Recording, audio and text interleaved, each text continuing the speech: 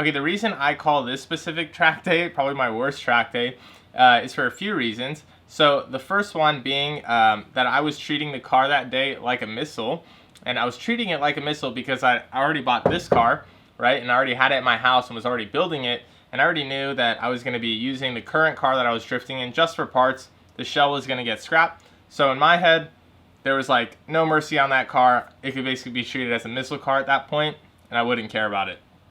Okay, and that caused issue number 2, which was what I noticed when I didn't really care about treating the car right. My lines were getting all sloppy. I was like unnecessarily aggressive. The driving was just like, in general, just like really bad. And overall, just like being way more reckless than I should have been, simply because I didn't have any care about the car. So there was no need to ever keep it on the track or to ever, you know, use proper judgment because I didn't care about if I crashed it or not. Third reason is that, of course, at the end of the day, because of all this like recklessness, I had a little mishap with the car, and that kind of sucked as well. Fourth reason is the amount of people that were spinning out. Now, everyone spins out, I spin out, but as much as I understand all that, it's still kind of like in the back of your head, it gets a little bit frustrating when you're in the middle of doing a run and then a person spins out or you can't go out and do a run. And so I think that kind of like built up the frustration of that day too a little bit. Anyways, look at the driving in this video and you'll see exactly what I mean by being a little bit reckless, being overly aggressive, running sloppy lines. Just overall, it was just not going good. I'm gonna just do one warm up, okay?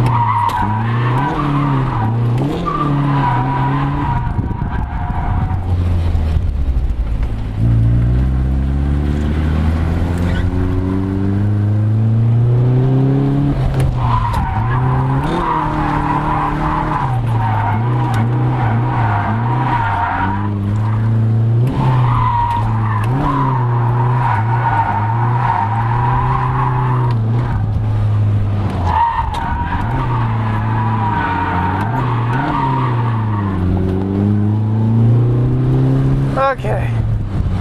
Okay. That was good. Getting transformed. What? Transformed from atoms. Yeah.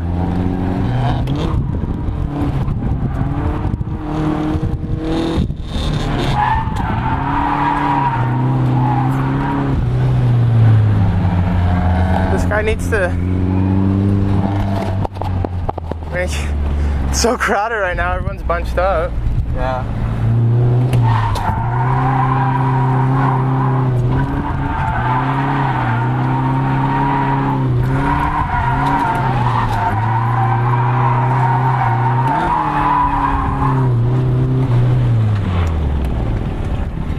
That was good, except for the hands. Yeah.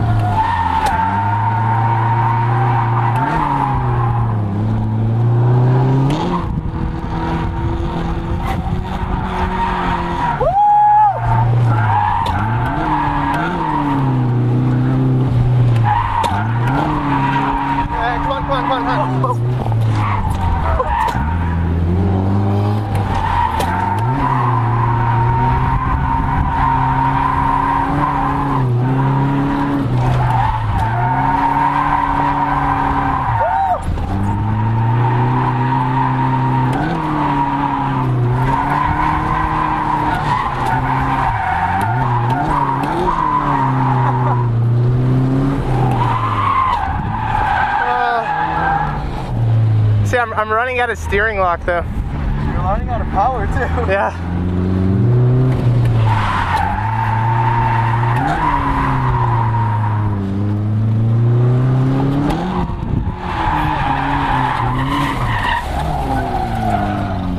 Woo! Ah.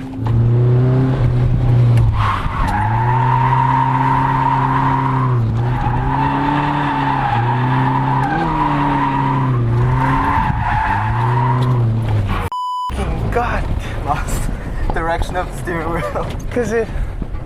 Okay, I think I need to calm down a little bit and then get better at driving. Yeah. Right now I was being a little bit reckless, but all right.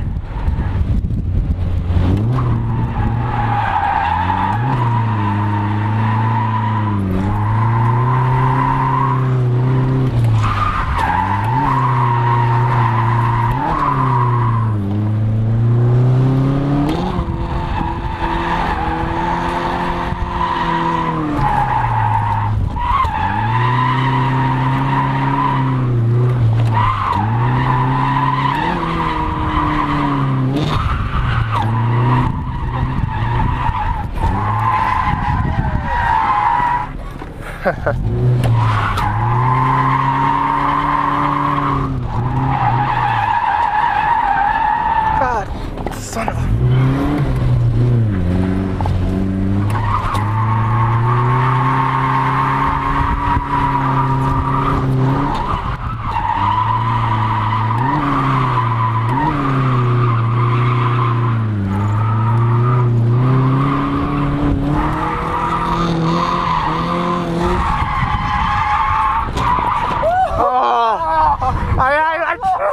I was trying to grab my e-ring. Oh.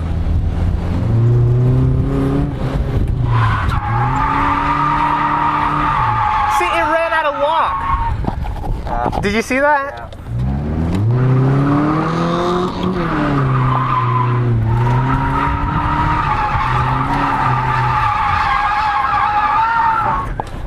So just the heads up.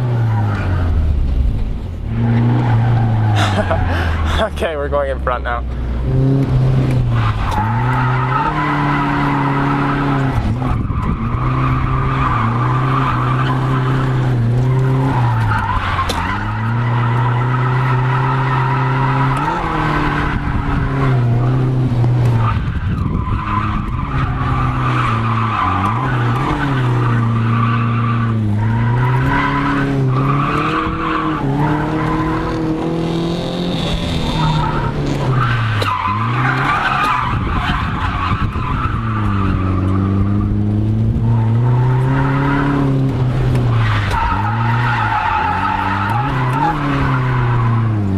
Drift this one.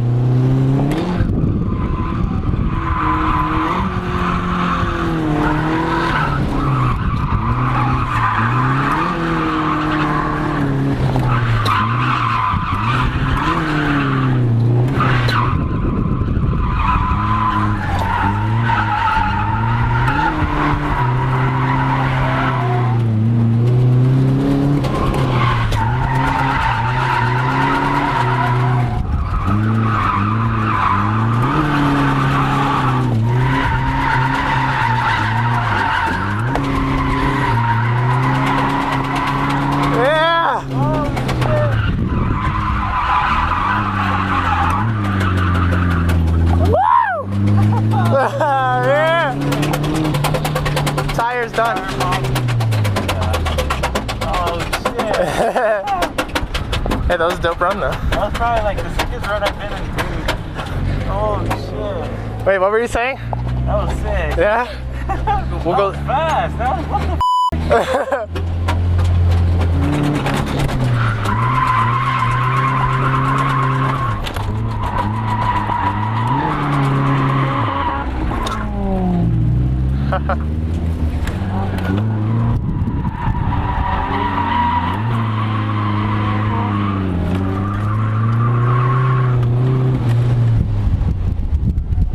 You don't care about the shell? This one? Yeah. Yeah, on this one, no.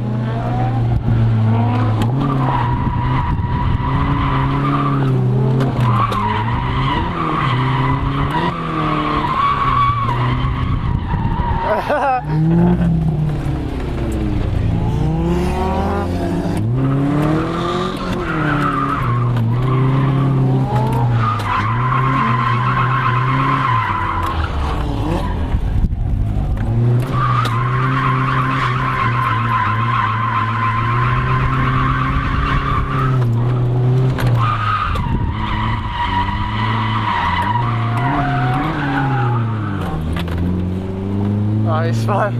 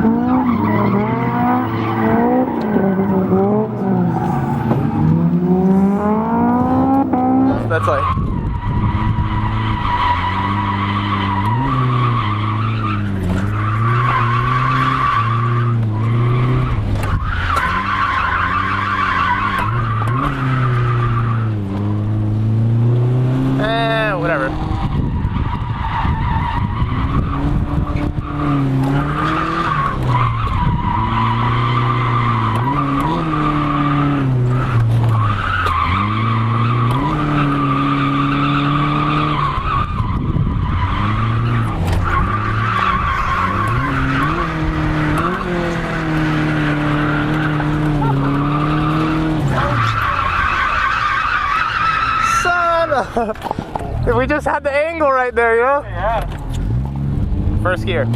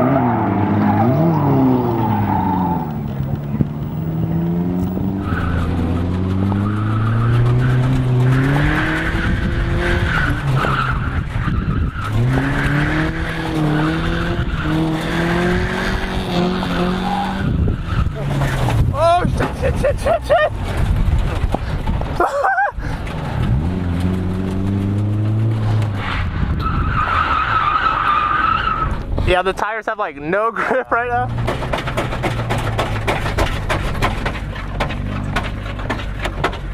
Gas tank exploded. All of your gas is all over the track. Are you serious? Yeah. You have no gas in the tank right now. It says I have half. Yeah, you should go park it. Okay.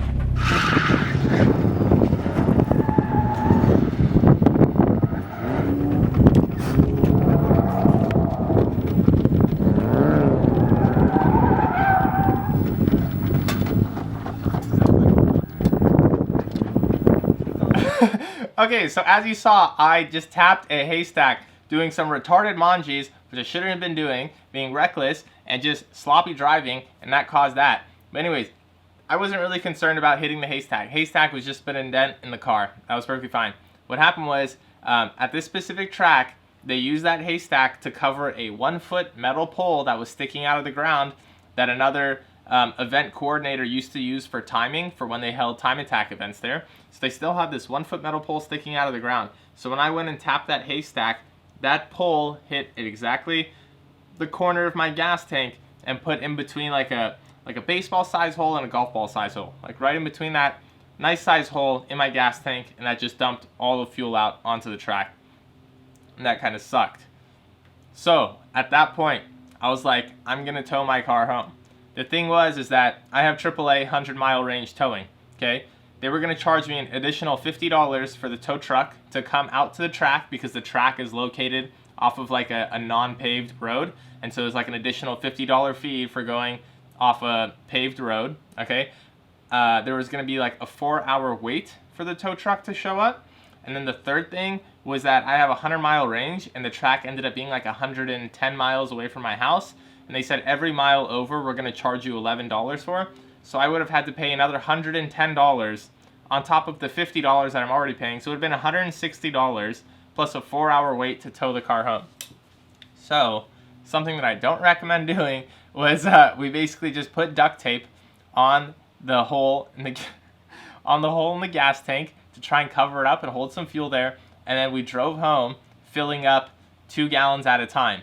So we would roughly get gas stations every like 40 miles. So we would put 2 gallons in, because anything more than 2 gallons would just start flowing out of that hole like crazy. Fill up the 2 gallons, start driving away from the gas station, and there would still be a trail of fuel all the way behind us. And then we would go to the next gas station. So we ended up filling 4 times, ended up filling up in order to make it home.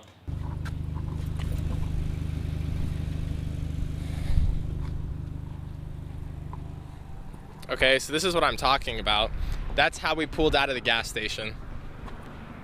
The hole is on the left side, so every time we make a left turn, that happens. Jesus, dude. I feel like every time, like, we lose like a gallon of gas. Finally made it home though. Didn't have to pay for towing, and that was an accomplishment. Woo!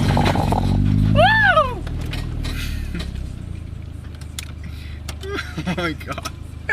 My dad just watched this pull in. It smells so bad. No. The fact that he doesn't tell me. Oh. And I check Instagram like regularly because... Lesson learned here is that the missile mentality only works for certain people. So many people have told me, bro, keep that car as a missile, or you need to get a drift missile, don't build a nice car. That doesn't work for me personally, and it's not going to work for everyone. When I go out there with a car that I don't care about, right, keeping clean or anything, I don't care about my driving either. I don't care about running solid lines. I don't care about not being reckless. I don't care about any of that, because the car, if it takes any damage, who cares, okay? When I'm driving a nice car like this car out there, which has a lot of time and money into it, I'm really careful what lines I run, because I know if I'm going to go hit that wall right there, I'm going to be really pissed. So I'm going to make sure that my driving is a lot better, my driving is a lot more controlled, and overall, it helps me develop a lot more as a driver when I'm driving a car that I actually care about, rather than driving a missile car, as you saw today. So hopefully there's your lesson there.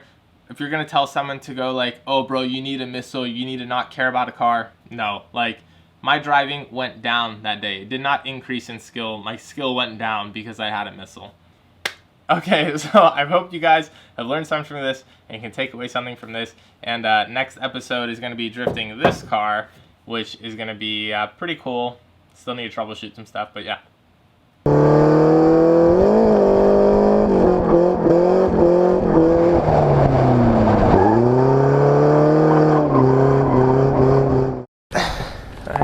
What's your name? Ready? Righty? Ready? Oh, Freddy. Yeah, I contacted you over there on this. Oh, it's like your name was like Franco or something? Frederick? Oh, was it Frederick? Yeah. Okay, that's